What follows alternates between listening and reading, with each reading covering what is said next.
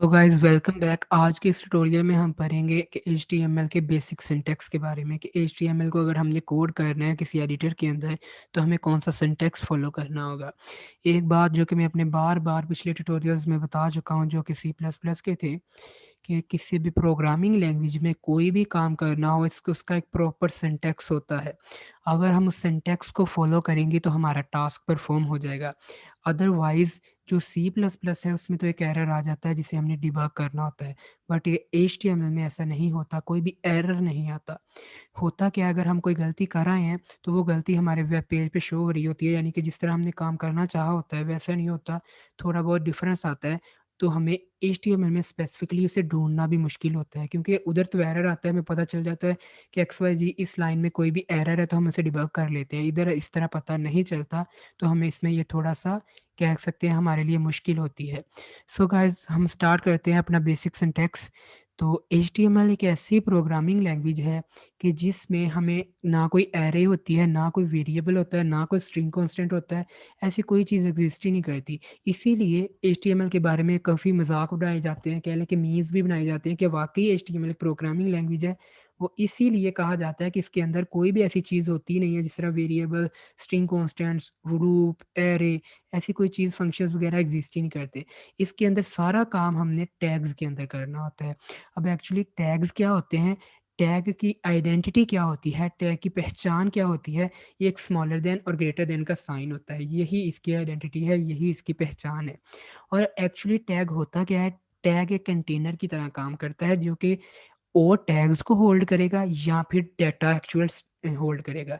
ये टैग का काम होता है। हम नेक्स्ट वीडियो में इसे क्लियरली और डीपली स्टडी करेंगे। अब तक के लिए सिर्फ़ इतना ही कि इसकी पहचान ये होती है कि एक स्मॉलर देन और ग्रेटर देन का साइन होता है और टैग का काम क्या होता है, ये कंटेनर की तरह होता है जो कि मज़ीद टैग्स को या हमारे एक्चुअल डेटा को स्टोर करता है। अब उसके बाद टैग सिंपली स्मॉलर देन या ग्रेटर देन का साइन होगा और इसके सेंटर में कोई स्पेसिफिक टैग का नेम होगा, जो कि हम नेक्स्ट फ्यूचर में पढ़ेंगे। जिस तरह हमारे पास डिफरेंट टैग्स होते हैं, पैराग्राफ के लिए पी टैग, टाइटल के लिए टाइटल का टैग होता है, हेड के लिए हेड टैग टैग होता है। तो ये इस तरह हम टैग का नेम लिखेंगे। याद रखें जब भी हम कोई टैग स्टार्ट करेंगे तो उसे एंड करना भी लाज़मी होता है, इसे क्लोज़ करना लाज़मी होता है। तो एक्चुअली हम अपने टैग को क्लोज़ किस तरह करते हैं, स्मॉलर देन, ग्रेटर देन का साइन वही टैग का नेम जो ऊपर लिख के आए हैं और उससे पहले एक बैकस्लैश। ये हमें टैग क्लोज़ करने का एक मेथड होता है, एक सिंटैक्स होता है। उसके बाद टैग के अंदर वो हम स्पेसिफिक काम परफ़ॉर्म कर देंगे जो हम करना चाह रहे हैं। जिस तरह for example hello world print करवाना था या लिखना था कह लें हमें, या अपने शो करवाना था अपने एक्चुअल वेब पेज पे, तो हमने हेलो वर्ल्ड लिख दिया। ये हमारे बेसिक सिंटैक्स है किस चीज़ का, HTML में कोड करने का। तो ये तो चलो हमने अंडरस्टैंडिंग के लिए बात कर ली। अब एक्चुअली हम टैग को रन किस तरह करते हैं या कौन-कौन सा टैग और कैसे-कैसे HTML में यूज़ करते हैं उसकी बात करते हैं। सबसे पहले जो हम टैग यूज़ करेंगे वो HTML का होगा। HTML का टैग एक रूट टैग है जो शो करेगा कि ये डॉक्यूमेंट जो लिखा है वो HTML का डॉक्यूमेंट है। जिस तरह मैंने आपको बताया कि कोई भी टैग अगर स्टार्ट किया है तो उसे एंड भी करना होगा। जिस तरह बैकस्लैश HTML का मतलब कि ये टैग इधर क्लोज़ हो गया है। उसके बाद हम हेड टैग यूज़ करते हैं। हेड टैग में हम जो भी काम परफ़ॉर्म करेंगे, वो हमारे बैकएंड पे हो रहा होगा, वो हमारे वेब पेज पे शो नहीं होगा, वो एक्चुअली हमारे बैक पे काम हो रहा होगा।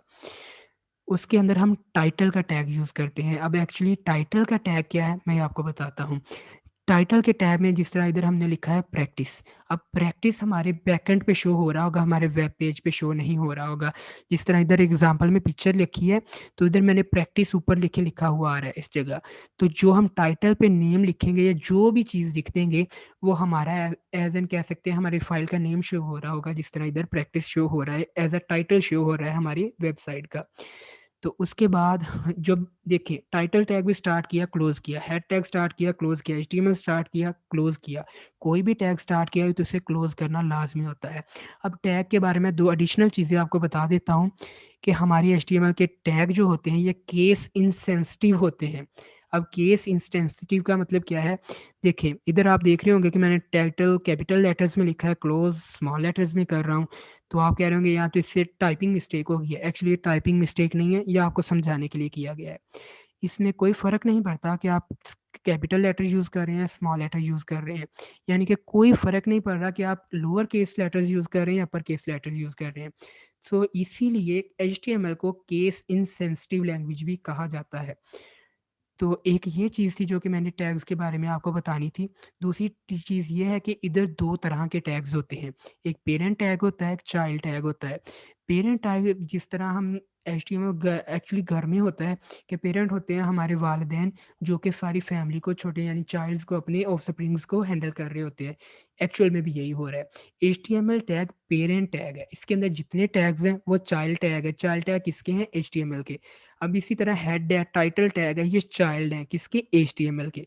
और उसके बाद जो हेड टैग है, हेड टैग जो है उसके अंदर कौन-सा टैग आ रहा है? टाइटल। तो टाइटल टैग जो है चाइल्ड है किसका? हेड का और हेड पेरेंट है किसका? टाइटल का।